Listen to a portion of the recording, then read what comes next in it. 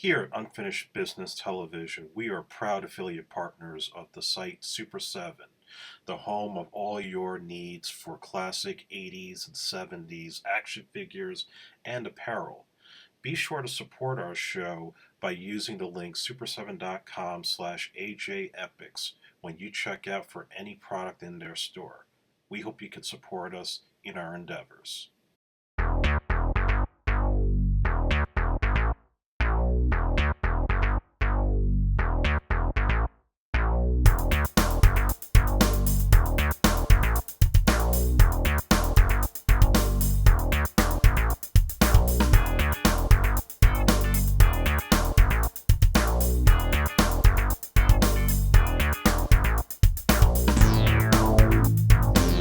Special guest with us. Once again, where do I start? This man has had a long career as a working director from the 1980s and still currently. He started his career around the iconic beginnings of the MTV generation, where his career spanned from music videos with Madonna to features such as Glengarry Glen Ross, After Dark My Sweet, At Close Range, and the 50 Shades of Grey sequels, as well as working on various television series, Twin Peaks, Billions, and House of Cards. He is the only director so far we can say has worked with Madonna, Bo Jackson, Kathy Ireland, as well as Al Pacino twice, Dustin Hoffman, Jack Lemmon, and Chow Yun-Fat. Not to mention, he has made Aidan Quinn dance the most on screen in a movie ever.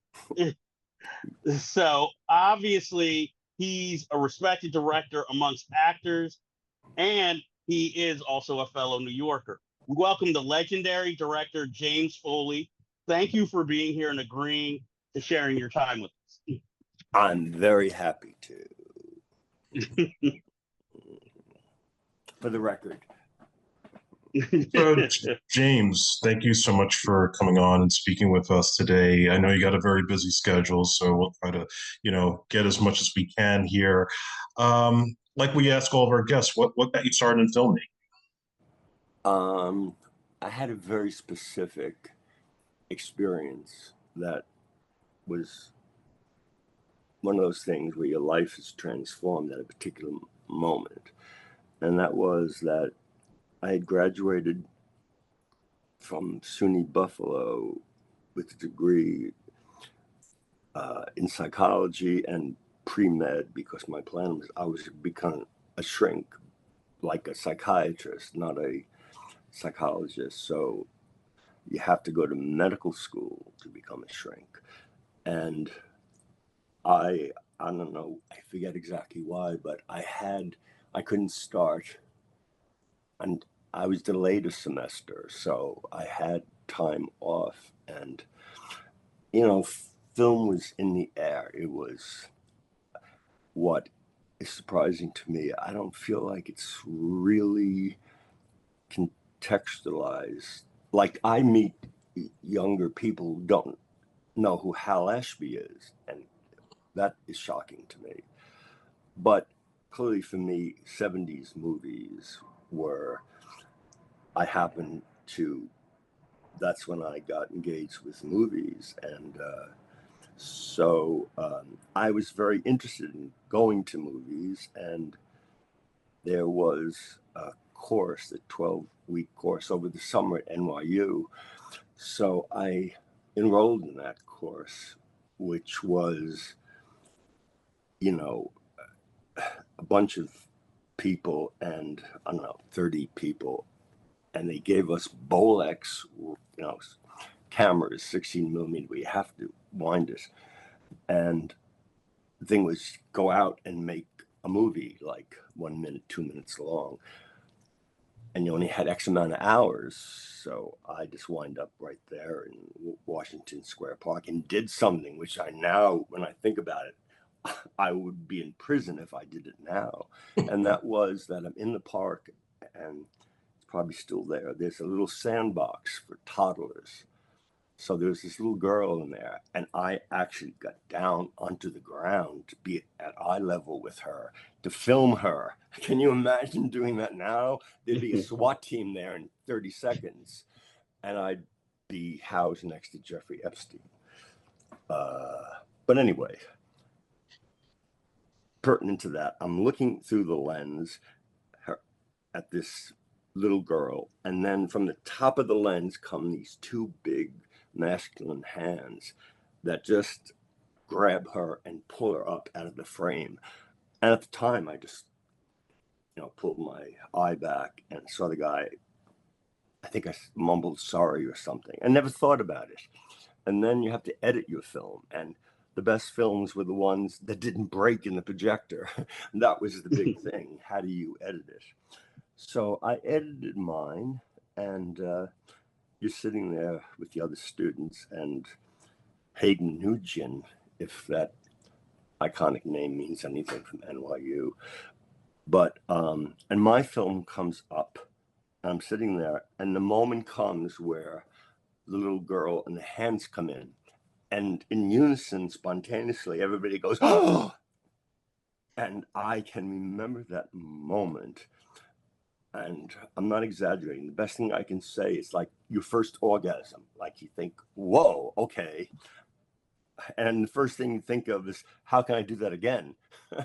And it was very much like that. And I was driven like that, and almost fueled by erotic energy.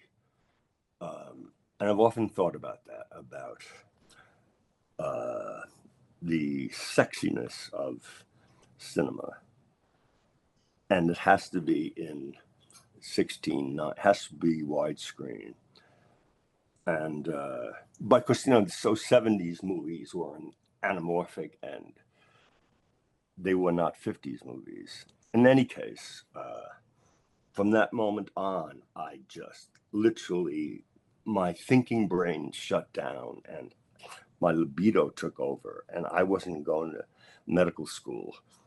I was going to make movies. And then, so you have to decide where you're going to go, like NYU or USC. And in a very practical, ambitious thing, I thought, okay, USC's in Hollywood, so that makes more sense.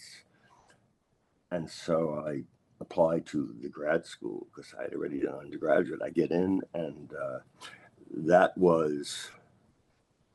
which is why I give money to USC, and I'm bombarded by SUNY Buffalo, but SUNY Buffalo, no. I went to the Harvard of film schools. And so anyway, and in film school, I flourished in a way that I had not before. And even the concept of learning things was, again, it was erotic. It wasn't like taking courses in calculus where it gives you a headache. Everything about it was just, I didn't need ambition. It's like you don't need ambition if you're horny and want to have sex, which is making a movie. It's driven by that. And anyway, so that was a transformative experience. And I think I must have been on some drug because, and I remember early on finding out that at a party or something, certain like studio execs or something thought I was arrogant. I kept on hearing that word, I was arrogant. And I think I was, and not on purpose, but looking back, and the reason I brought up mentoring students is they always ask you, how do you become a director? And my answer is really clear, is that you have to just simply believe you should be a director. And then you will become a director, because that's really fascinating too, is that, and it's still the case, to go get a studio to hire you, pay you a ton of money, and most importantly, empower you to go off and make the movie and make all the decisions. And, it's on movies as opposed to, like, I did one network TV pilot for CBS, and that was, whoa. That was the opposite, because there's like 10,000 CBS people hovering over the monitor, and I wanted the actor to have stubble. No, not allowed by CBS. I mean, craziness. But what's amazing about movies, and it's still the case, is that they just hand over enormous power, spending a lot of money to make choices, which I never reflected on. And I hope now that I have, I don't get paralyzed next time. The 50 Shades movies, which was a complicated experience, although now, I mean, the scripts never got, why did they hire me in the first place is still a mystery. Like, I just finished the House of Cards era, and my agent calls me up and says, Donald Langley at Universal wants to have a meeting about directing this 50 Shades sequel. And my response was, are you out of your fucking mind? That was an absurd notion. But then he said, look, she's the head of a studio. You have to take the meeting and just tell her exactly what you think. So I did. And I went in there. I just trashed the first movie. I trashed the books. And to my horror, she agreed with every single thing I was saying. And there was, at that time, tons of time to get the script radically changed. And then time goes on, and there was this thing where the author, who I had a great experience with and is my friend, but she, as you probably know, did not have a good experience on the first one with Aaron Taylor Johnson's wife. But so because of that, she was exercising her contractual rights. And she had a lot of them because obviously every studio wanted those books. And the reason Universal got it was Donald Langley's English. And so she served high tea at her meeting and just agreed to the most creative control, that because the money wasn't an issue, but gave her the most creative control in her contract. So since she didn't want to repeat her experience in the first thing, she was exercising all those controls. This is before I got involved. And one of the things was she had the right to hire whatever writer she wanted for a particular period of time. And she hired her husband, a guy I really, really like, who's a smart guy. However, like me, not particularly a great screenwriter. I'm not a great screenwriter, and he wasn't. And so the thing was, contractually, we could hire a new writer of my choosing, which they agreed to at a certain date, but that date came, and Erica, but this is amazing, Donald Langley, the head of the studio, did not want, this happens a lot about politics, she did not want to lay down the law. She didn't want to use that power because it would change the dynamics of her friendly relationship with Erica. So, and I'm looking at the calendar, and there's a start date that's going to happen come hell or high water.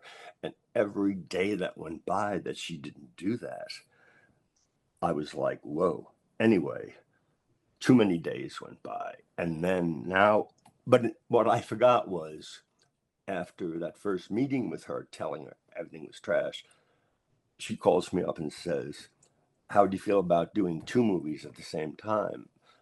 The second one and the last one. Obviously, it's a money-saving thing for them because that used sets in Vancouver don't have to be broken down.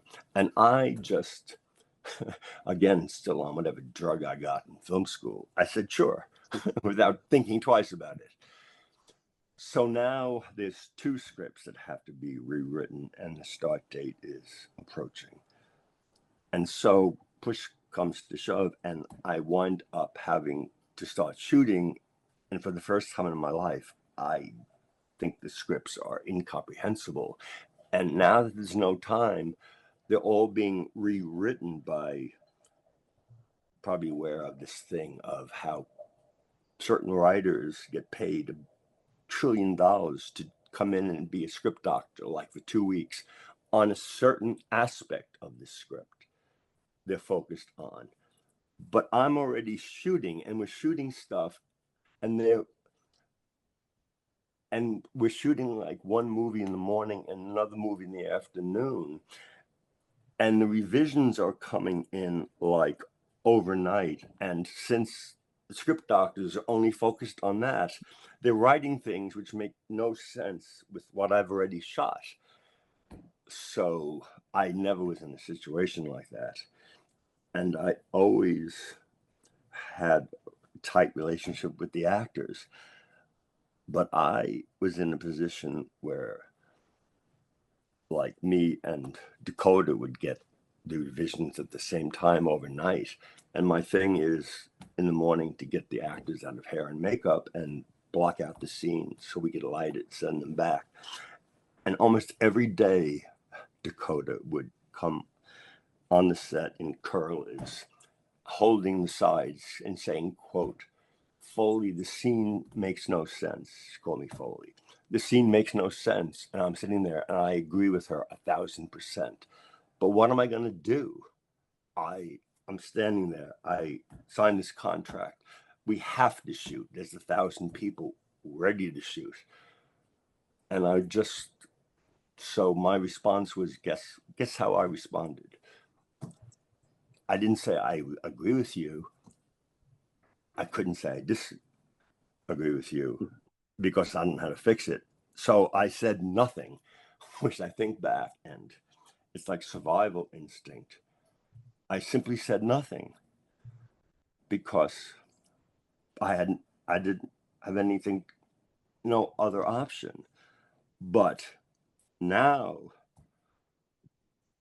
I feel like Dakota Johnson is a genius because she would then come back after Hair and she'd do the goddamn scene that she just said made no sense. And she would do it with a certain authenticity, which when cut all together, it worked in satisfying that audience.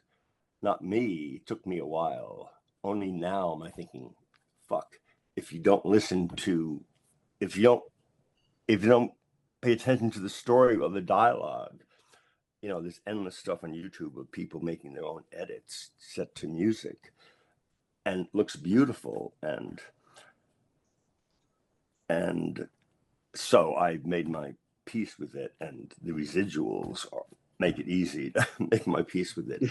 But in any case, it was so difficult for me on one level because my best movies have always been when I have skin in the game, like in At Close Range, After Dark, and those videos, and Fear.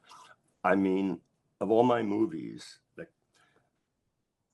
I would not watch Glengarry, not 1 minute of it. It would give me a headache. But Fear, which, again, in the world of the internet, Fear opened in the 90s and didn't make much money. And then, residuals work where soon after the film goes to what was called home video, the residuals start big and then trickle off. But with Fear, my business manager pointed out that I don't look at stuff. My residuals from Fear had started climbing in the last 7 years, every year getting more and more. And then suddenly on YouTube, there are these endless edits of like scenes from Fear set to music like Lana Del Rey and stuff. And then there was one to a Billie Eilish song. And I love Billie Eilish, and I'm freaking out. And I remember saying to my entertainment lawyer the next day, I amazingly asked him, if there's footage from Fear, I'm not going to get any money from it, and there's a Billie Eilish song, does that mean she's agreed to have her music used like that? And he said, duh, no, anybody can use any Billie Eilish song they want, and she has no say in the matter. like, how fucking stupid could I be? So to me, I'll reveal my fan club stuff, that Billie Eilish agreed to have her music in 2022 to Fear was a gift that would never happen if the internet didn't exist. So Fear now is a big movie, so much bigger than it was when it got released. There's endless stuff, but and like influencers from around the globe, like watching certain movies for the first time and reacting to them.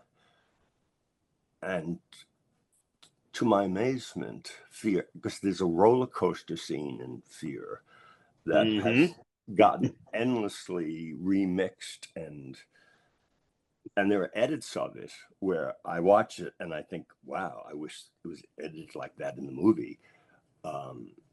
And it's that, but to watch Fear, which I did when I bought it on iTunes, because I mentioned before that C1's movies up-res to 4K with Dolby Atmos sound. Like I'm hearing Maurice Jarre,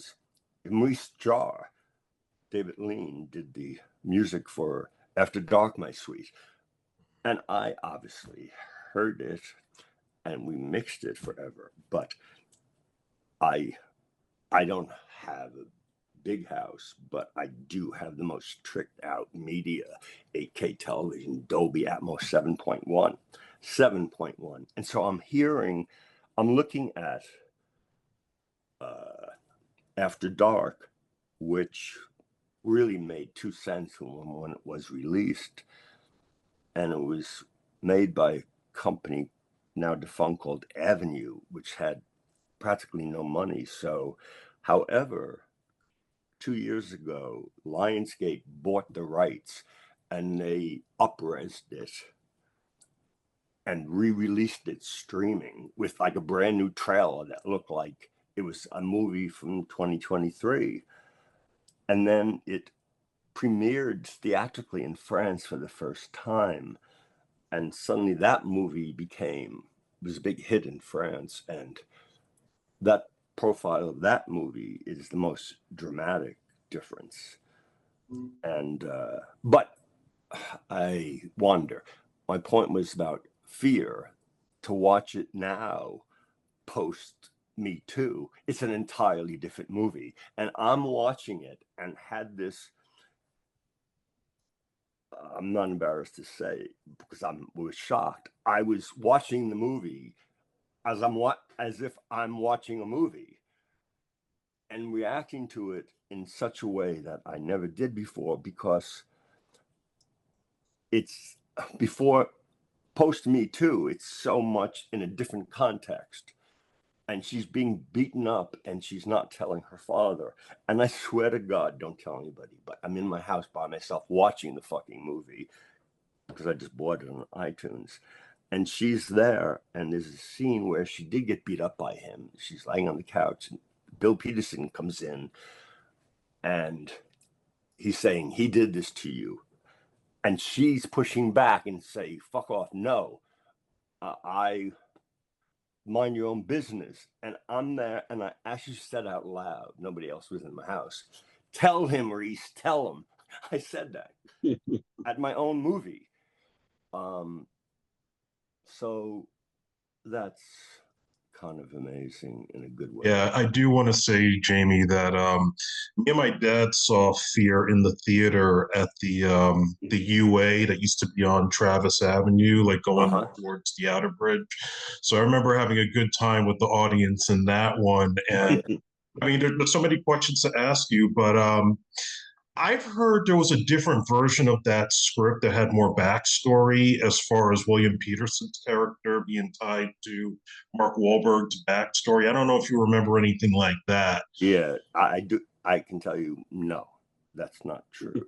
There was never that. There was only a script written by Christopher Crowe. And I actually, I've only gotten one writing credit in my life, and that's after dark. But Fear, I rewrote every single word of dialogue. But as you may be familiar with, the rules of getting a credit is arbitrated by the Writers Guild. And if you're the director, that counts against you because it's the Writers Guild wanting to preserve their power. So, and you can rewrite every word of dialogue, but their ruling is that you didn't significantly change the structure or the story. So therefore, this dialogue doesn't count. So I was denied a credit, which is fine. I don't care. But so interestingly enough, my films, I'm very aware now, it took me a while to realize what are James Foley films and what are not. And the 50 Shades movies are not. But what are, I really believe my most personal auteur piece of cinema is Papa Don't Preach. Definitely. And for me, I watch it now in 4K and hear the sound and talk about something you did at the time. And again, she was already a big star, but first of all, you're living in the present. And second of all, even though she was a big star, there's no way of knowing. I mean, would she be over? Well, a lot of people were saying she'd be over next week, but for her, she kept on rising and rising to a level of just,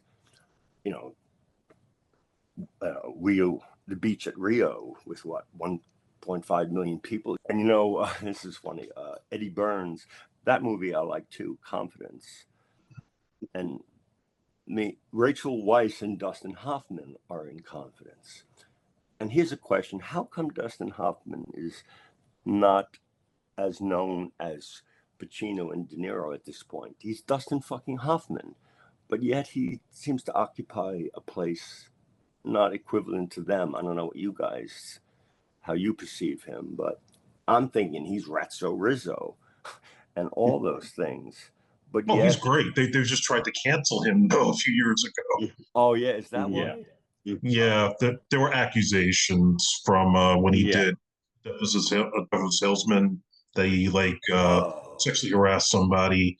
I mean, he's still an all-time great. I love Marathon, man. That's one of my favorites. Yeah. I love Tootsie. That's how I remember. I mean, huge star. Certainly as big as Pacino or De Niro. I'm in a van with Eddie Burns. Before we started shooting Confidence, we shot it out here, and we're going to locations or something, and something comes up on the radio about the Rock and Roll Hall of Fame and who's eligible. And it was the first year Madonna was eligible, and Eddie Burns said to me, as if, and he was so positive that was an absurd idea that he bet me $1,000 that Madonna would never be in the Rock and Roll Hall of Fame. And anyway, he sent me $1,000 and I sent it back. But the other day, after seeing the footage from Rio in 2023, I sent it to him and I said, on second thought, I want that $1,000 back. I really like Eddie Burns, and he keeps on making interesting stuff. I don't know if you've seen, it's very kind of Staten Islandish, working class Irish things. Yeah. And he keeps on going. And he's married to Christy Turlington, which ain't a bad thing. Yes. Any case, I diverge. She asked me, did I want to make a video of this song? I said yes. And I can so clearly remember sitting, believe it or not, in an Alfa Romeo convertible. I was so Mr. Hollywood. And we're on the lot at Warner Brothers. And I remember how hot it was, because in the valley, it's always hotter. And the sun is beating down. And we're sitting there. And she, like she always did, obviously on a diet of such strict whatever, but she had this thing of, she loved really crappy, cheap candy, like in a plastic bag, and she would eat it like disgusting. That was her vice. And so I remember her sitting there, and I can again remember her accent, which was so kind of Staten Islandish almost, because it's working class Detroit. And anyway, she says, "Where do you want to shoot it?" And I immediately said, "Staten Island." And she said, "Staten Island? Why?" As if that was an absurd idea. And I said, "Because I grew up there, and if I go back and make a video with you, then everybody I went to high school with will know what a big cheese I am." I'll never forget. She just started laughing so hard. And I remember she was choking on a piece of candy in my mouth, and she spit the candy out. And we went to Staten Island. And I wrote that little story, and she was just like absolutely putty. And including, you know, of course I had to shoot on the ferry, and yeah, couldn't just go on the ferry with her. So we had to buy the ferry, rent it, and that cost a fortune. And I remember, because at the time she was the only one, because usually it was the record company pays for the video and then you pay it back from earnings. But she was the first one that said, "No, I'll pay for it. I'll own the copyright." And it was $250,000. And I remember it was like, it was none of Warner Records' business. And she told me, if they try to call you, just ignore it. It's none of their business. And they weren't allowed on the set. They could not know what the concept was and could not come to the set. I mean, think about it. But anyway, so that then made me completely the most pure auteurist thing. I could do whatever I wanted. So that video is frame for frame, but so is Live to Tell, because obviously includes the movie. Mhm. So when I think back of what is a James Foley film, it's Papa Don't Preach, it's Live to Tell, it's At Close Range, it's After Dark, it's Fear. It is Glengarry it's Glengarry. The only difference being that I realized what I was doing. Like in my best movies, what do Fear, After Dark, and At Close Range, what do those three movies have in common relative to this issue of what they're James Foley films? What they have in common is a male protagonist that I didn't realize at the time was me. So my investment with the films was personal, and those three guys were kind of an idealized version of me. So the experience of making it is very visceral and, full of feeling and all that stuff, as opposed to intellectual thinking about. So that's why Glengarry, the theme of it and the filmmaking of it is definitely mine. But who am I in Glengarry? Nobody. So that is just a subtle difference. And confidence is too overlooked, because, blew my mind for some reason when I saw it and they showed me on YouTube a commercial for it. And particularly Rachel Weisz, I thought, fuck, it's Rachel Weisz who, like, once again, you're making the movie. And I remember not long ago, I have one friend still from high school from Staten Island. And back in the day, a movie opened and didn't open in Staten Island at first. You had to go up to 59th and third, you know, the baronet, coronet, if they're still there. And so we would drive into Manhattan, try to find a parking space, and you stand on line, and then the line starts moving, and then you cut in, something I would not have the balls to do now. But that's where I saw Serpico, Dog Day Afternoon, The Godfather. And The Godfather, as you well know, was shot on Staten Island. So the very first time I saw trucks and lights, was it Toad Hill they shot in? Yeah, Toad Hill. Yeah, and I remember that because one big trailer said Paramount on it. And it was exciting. And to this day, if I'm driving around Hollywood and I see trucks, I get excited. And I slow down and ask some fucking PA, low-level PA, do I ask who's directing it? No. I say, who's in it? And they're, move on, Buster, you know, which always makes me laugh. But I still get excited by that stuff. And so what I like is that my excitement, and I wish there was a better word, but if you get it in general, about the sexiness of movies is very much intact. And so I feel like, you know, whenever, you know what, since you asked, my favorite movie of all time, I actually have an answer. And it explains everything. And the answer is A Place in the Sun, which is the ultimate Hollywood movie to me. Talk about sexy, and talk about, was it George Stevens? Is that right? George Stevens, A Place in the Sun. Elizabeth Taylor, Montgomery Clift, before his accident. And Elizabeth Taylor, like a goddess beyond belief. And the filmmaking, the sexiness of the filmmaking is directly connected to the entire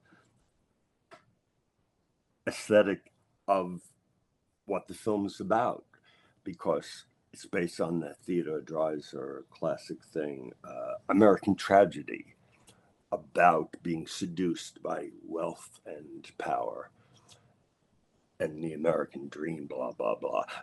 And the movie is made and it's dripping with lust for that.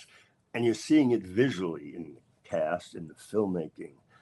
So you're experiencing in a very personal way inside Montgomery Clift's head, because you're seeing the world and you agree with him. Yes, kill whatever her name was, Shirley Winters, who he had, because he was working in a factory and he knocked up Shirley Winters. But I'm so familiar with the film, I think everybody knows about it. But Montgomery Clift was a distant relative to Elizabeth Taylor, who was the daughter of the owner of the company. So somehow that gets found out. So he gets invited to, he's a factory worker, but he gets invited to this mansion of the owner where he meets Elizabeth Taylor, and that's happening. And then you got fat Shirley Winter screaming, I'm pregnant and we're going to have a little family. So it's this thing of, it all hinges on this moment where he's taking her out on the boat, and clearly she's a threat to his, marrying Elizabeth Taylor and being rich. And she's talking about having a little apartment, and you're feeling, and they're in a boat, and she gets upset and stands up, and she falls off of the boat. And he dives in, but the question becomes, because there's a trial at the end, it all hinges on, did he murder her or was it an accident? And to me, it is the most profound thing ever, of where you're identifying with, yes, you want her dead because you want him to be with Elizabeth Taylor.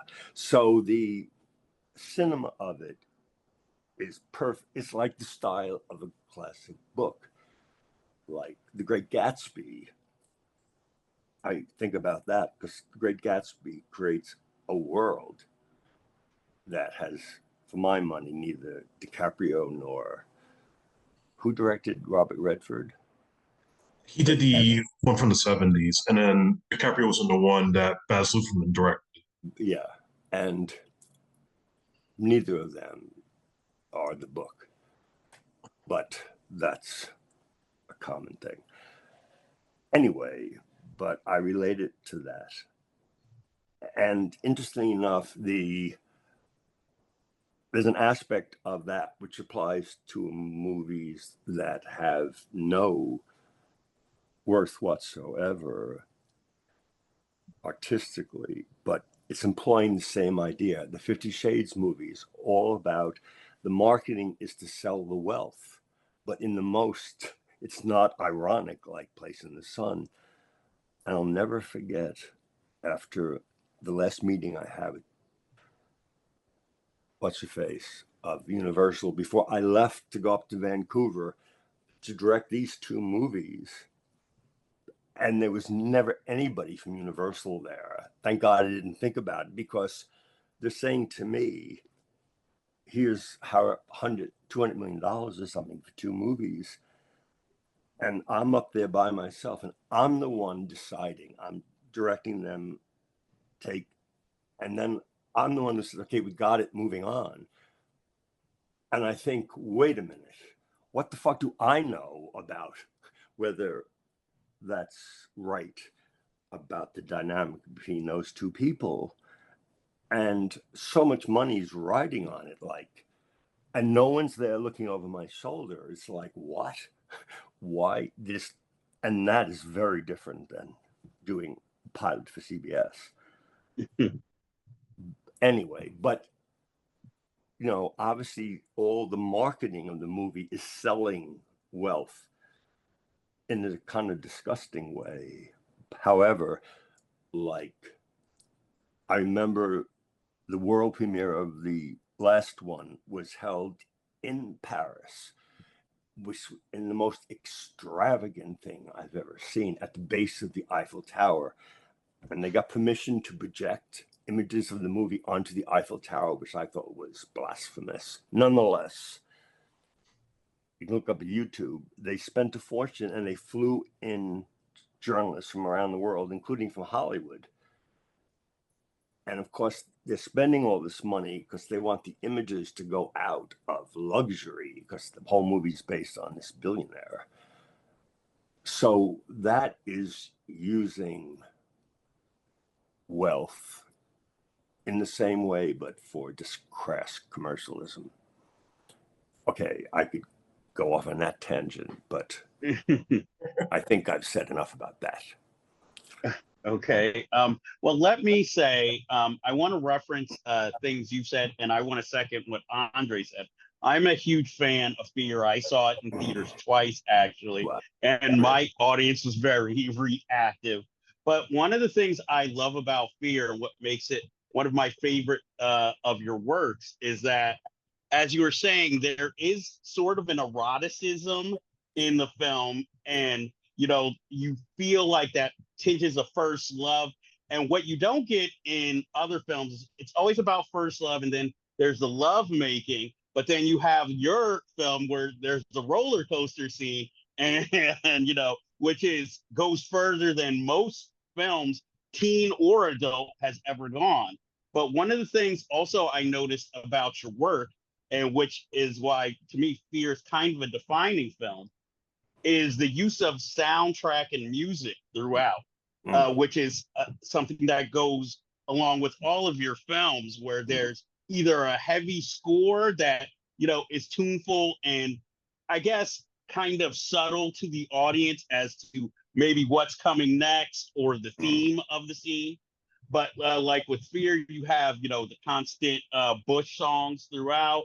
You know, yeah, I was watching. I saw. I mean, one of those influences, watching it for the first time, and I'm hearing those Bush songs, and I still like them. Same here.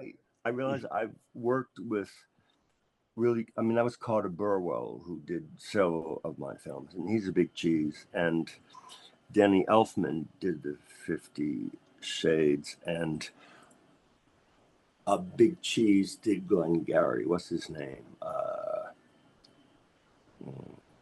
James Newton. Yes, James Newton Howard. James Newton Howard. Yeah. And I thought his score for Glengarry, the jazz-oriented thing, was brilliant. And Maurice Jarre, hearing it for the first time, it's like, whoa, it's Maurice Jarre. And he's doing this film. So, and you know, Fear was edited by somebody who became uber A-list, and that is David Brenner, if you know who he is. Name, yeah. But that was early in his career, but he was clearly a brilliant editor, and the production designer also turned out to be a giant guy. What's his name? I'll think about it. But like, Brenner went on to be the editor of giant Star Wars things and all that. And so I realized I was fortunate enough, or somehow the gods were on my side, where I found people who were extraordinarily good at their jobs, and they went on to be celebrated for such. But I feel that way, don't tell anybody, like about Mark Wahlberg. It's like, hello. But what is great is that I'm talking about a connection with actors on films that are personal to me, because Mark's playing me. And of course, Mark was not going to star in a movie at that point. And again, some of these thoughts are coming to me clearly right this second about trying to articulate what are personal James Foley films and what are not. And the ones that are personal are ones that driven not by thinking, but about feeling. And we couldn't find the lead for Fear.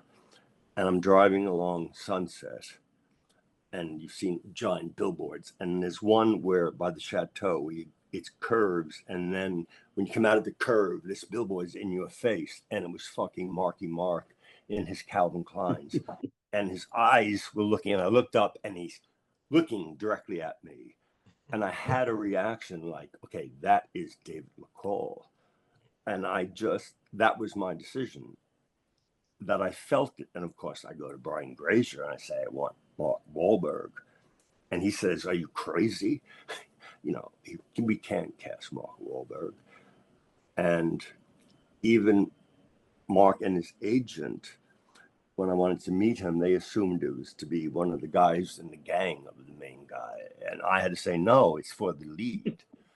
And at that time, which is so funny because you can't shut him up now, or me, but Mark was monosyllabic when I met him. He just didn't speak. But it was one of those things where there was just no question, leading to having to meet with Casey Silver, the head of Universal, where I said, I want Mark Wahlberg. He said, are you out of your fucking mind? And I said, which talking about being on drugs, because I can't believe I said it, because they could easily have said, fine, beat it. I said, either it's Mark or I'm out of here. And I meant it. But if I had thought about it, I would think I wasn't in a position to say that. They could say, great, beat it. But what I learned is obvious, that I hadn't made $1 billion like Spielberg or somebody, but I had made movies where the actors were good. So without realizing it, he took it seriously and obviously went along with it. And I haven't heard any complaints since. But what's great is that, like on that movie, my relationship with Mark was the opposite of with Dakota. How could I have a relationship with Dakota when we both agree the script makes no sense? But in Fear, I wrote every word. I got the actor that I wanted, not based on thinking about it, but on feeling about it. And so I was in that mode of, and Brian Grazer, who's a huge big shot. But what was great about him was that he was like the best producer because he had power and stuff, and he had no interest in being on the set. He said to me, "Why would I want to hang out on a set? Nothing for me to do. It's the most boring place in the world."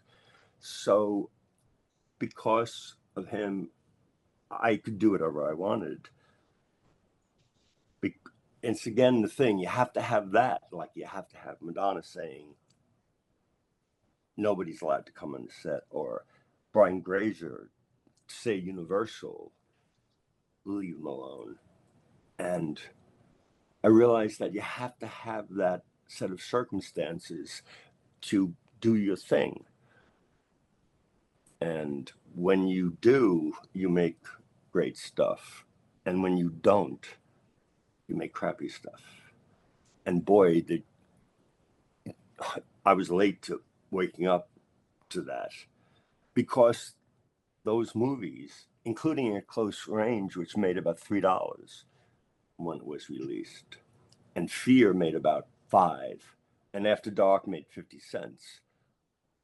So it wasn't like I was rewarded for sticking to my guns. So I didn't value it until 20 years later, when those very things became iconic. I've never felt more ready to make my great films going forward, because the thing about 50 Shades, which it's positive now, is that, when you make a movie and you have a huge long contract, and there's always some kind of definition of profit participation, which I don't read all that because it's hard to understand. And the definition of profit participation is very different if you're Tom Cruise or you're me.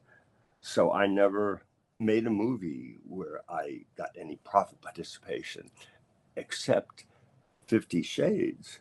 And I'm like the guy from Staten Island, lower middle class family. And I was born without any gene to want to be rich. It was not ever, I'm not interested in gambling or getting rich. And if you want to get rich, you don't become a director, you go to Wall Street. So after 50 Shades opened, the first one, like 2 weeks later, I get a call from my business manager to let me know that Universal sent me a check for an ungodly amount of money. And I'm like, what? Why? I'm asking them why. And it was profit participation. And then 2 weeks after that, another ungodly check. And then the second movie opens. So now that that's all there, I don't have to work. So I'm in a position to wait and do whatever I want to do, exactly how I want to do it. And going forward, I'm never going to do anything unless it's as personal, like all these other movies. It's been difficult, but is my piece de resistance is this limited series called Reagan Gorbachev, which pivots around, it's about the Cold War, and at the center of it is the infamous summit in Reykjavik, Iceland, between Reagan and Gorbachev, where they came very close to an agreement to rid both countries of nuclear weapons.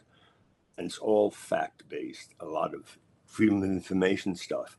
And boy, it changes your mind about Ronald Reagan, because for all his things, the one thing he got was nuclear weapons. And he was surrounded by a cabinet of hawks.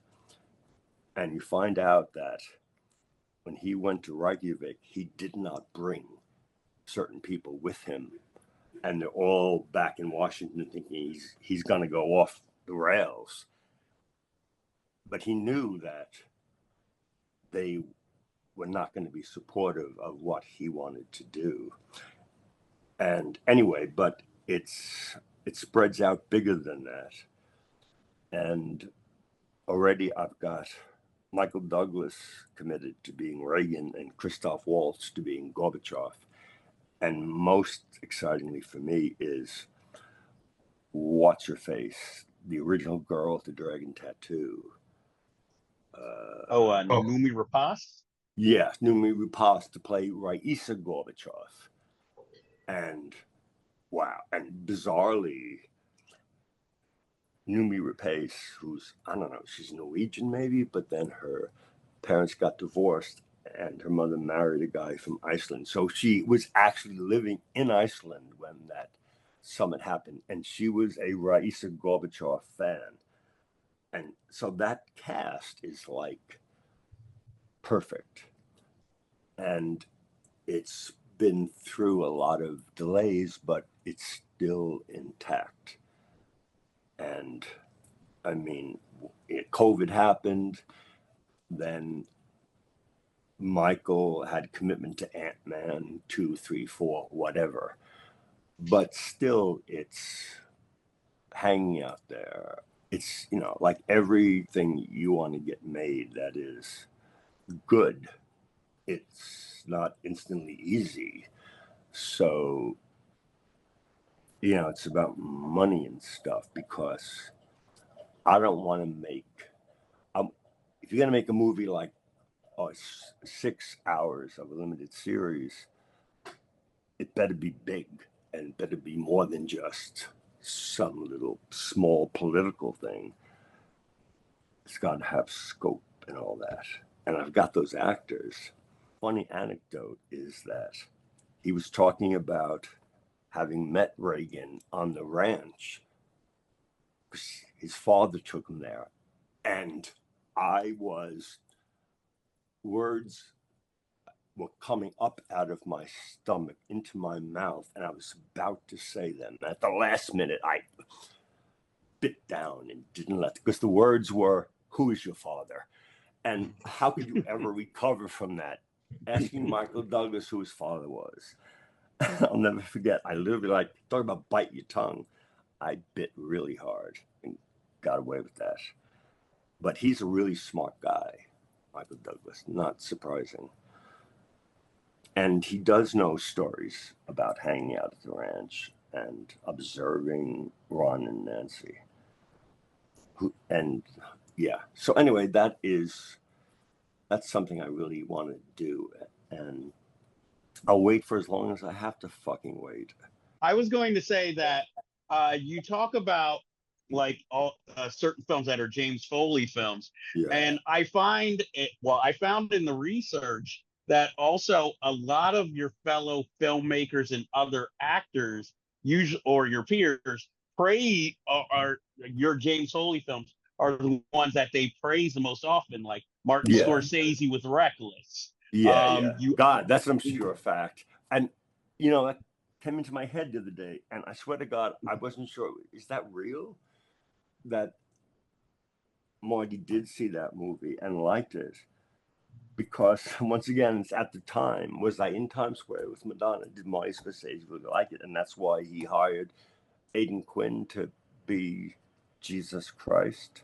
Right, yeah, he was attached to it for a while. Yeah. Yeah. But Marty liking it, at the time, his girlfriend is sadly deceased. This woman who was exec at Paramount. And because of Marty saying that, I got invited to a meeting where she sat there and opened her book about what projects they were doing to ask me, any of these interest you? And like that kind of thing, you don't appreciate until later, that because you're never hotter than when you make your first movie, because nothing counts against you. You've never made a flop. So they're just projecting onto you. And if you're arrogant and act like you know what you're doing, then there's no reason to not believe that, because it's something new. And Marty Scorsese had given me a blessing. So, but that's very different than make a flop, make Who's That Girl, and then try to get hired. Now that is a mountain to climb. And I actually take great pride in being able to do that, because I look at IMDb, I have, and what was his name? State of Grace, 3 O'Clock High. Phil now, yeah. Phil Joannou. Well, He was at the same time, and from my perspective, at a certain point, rising faster than me. And then, where'd he go? Do you have any idea? Where is he Phil did Joannou? that movie with The Rock, Gridiron Gang, and then he did a Punisher fan film with Thomas Jane, but then nothing after that. Yeah. And this is a good historical thing, that when I did Reckless, we're on location in Weirton, West Virginia, and the editor, the producer comes to me and says, the editor is drunk all the time. So you have to fire him. You have to fire him. And let me tell you, I'm the wrong guy to do that. It's my first movie. I have to fire somebody? No. I'm hiding in the corner. I can't do that. But I had to do that. You're fired. And of course he starts crying. And I don't even want to remember that. It was so painful for me. But he got fired, and now we're still shooting. So I know that the film's cutting together. He's going to cut together. And when I was at USC, in the grad school, they had a situation where you make your ultimate film, but then there's a clause that if you can get students in the graduates who have already made a movie themselves to be part of your crew, then you can make another movie with more freedom and bigger budget. So I did that because I made my first movie, Silent Night, and I felt like I could do better. So I had to get people who had worked on a movie before, and one of those people was Al Magnoli, who had directed his own movie, which was about black jazz singers. But he was the editor of my movies. So in the middle of Reckless, I said, I'm going to hire the guy who did my student film, because I knew him and knew he could cut it together, and at least until we finished shooting. And they agreed to that. And Al came in and edited it, and he was a good editor, so he stayed on.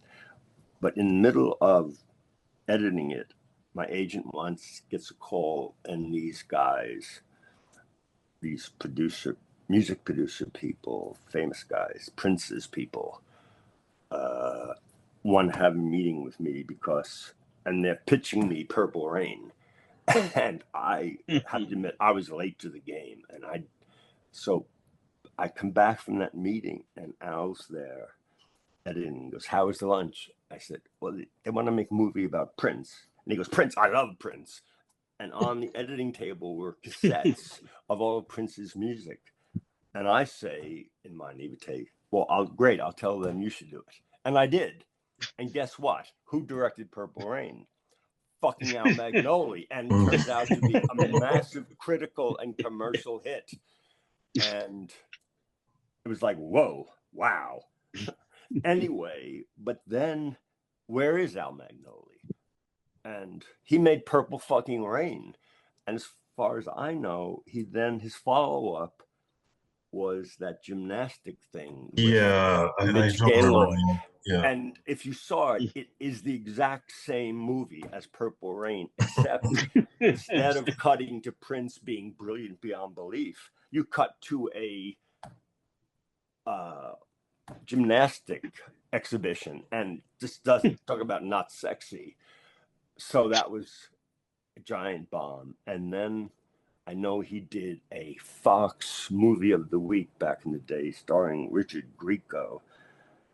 And after that, only one credit I'm aware of.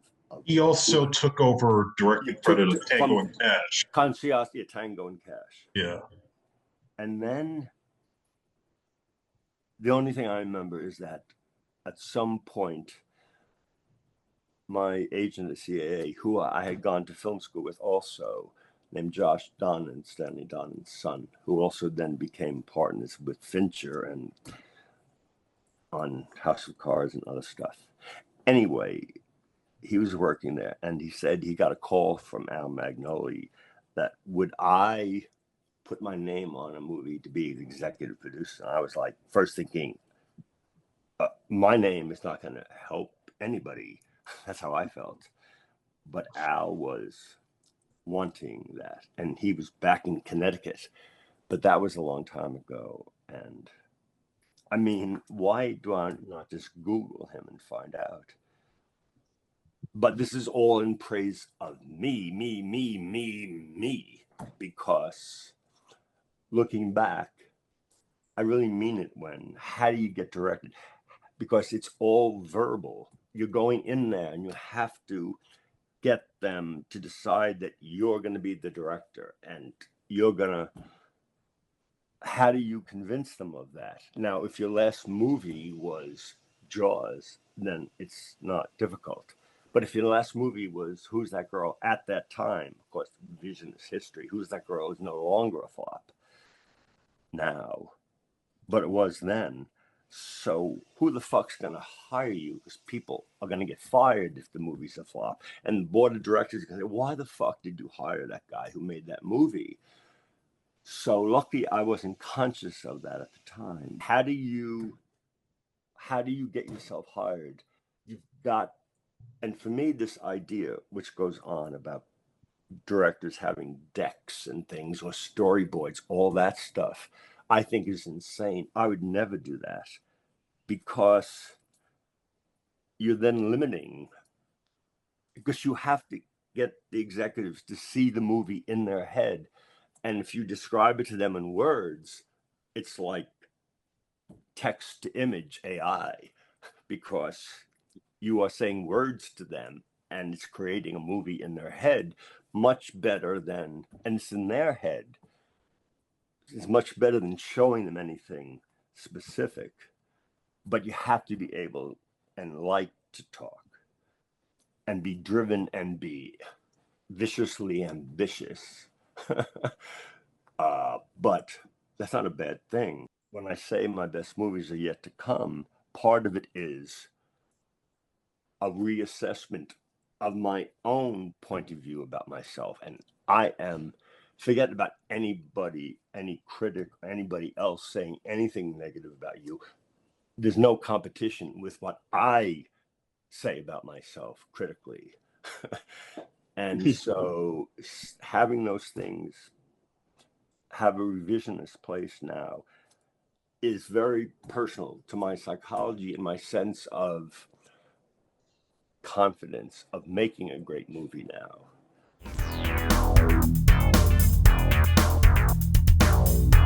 If you like this review, please be sure to like and hit subscribe to be alerted to new episodes in the future.